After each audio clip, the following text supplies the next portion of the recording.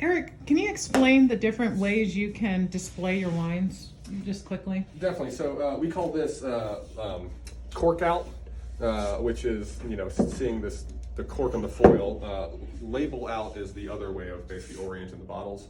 These are called display rows here. Now the display row, it is good for kind of showing that wine, but because of that angle, that cork wouldn't be wet on the bottom of the bottle, like if you were to keep it completely horizontal. So display rows are good, but you do want to be basically mindful of switching those out and rotating those to your flat storage bottles, or drinking them, so that over time, the long-term aging of wine, that you're not letting the cork dry out and you're not letting the wine spoil. So it's basically just different ways of orienting the bottles, flat, just to keep that cork wet. What's the most efficient way to store your wine, I guess, to save it longer? So for long-term aging, obviously the temperature and the humidity controlled, so keeping it in a refrigerated wine cellar is the most important thing for long-term aging. The next thing would be to basically slowly rotate your bottles. You want to do like little quarter turns of the bottle every few months.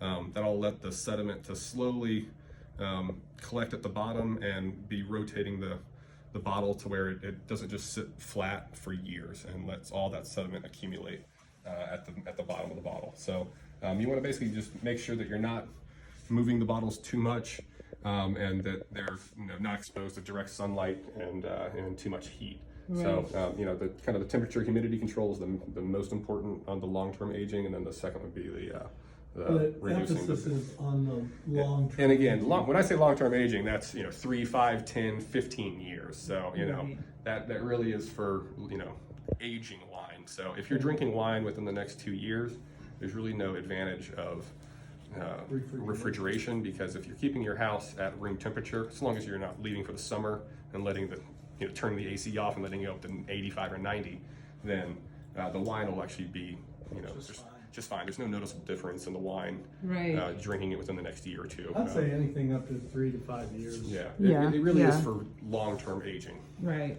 So, and then you have these stanchions, these pieces here. It looks like this is for customization of spacing.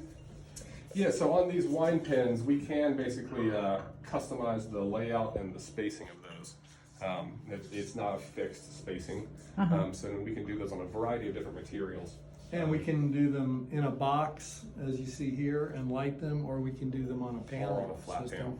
We've even developed and have a couple of projects where we will water jet stone and have it look like the pins are coming directly out of the stone. That's awesome.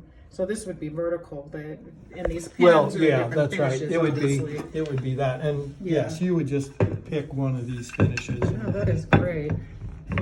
And then a different system we just put in is a vertical pole system, that again uses those kind of horizontal brackets and that same pin hardware, but on a vertical post system. We actually make these in-house, and they're welded and made to order. Wow. And then again, when you add in the lighting behind there, oh, that's awesome. you get a lot of different colors and ways to make that space pop. Wow. The floor to ceiling mount is becoming one of our most popular rack systems. It's very, very minimalist, and once the bottles are in there, the rack almost disappears. Oh, that is amazing. And that allows you to put any number of materials on the back, such as a stone or a wall covering, or something wood, like that. or whatever you want to do. Yeah. Wood. Great. So. Well, thank you so much. This is so educational. Really appreciate it. Yeah, our pleasure.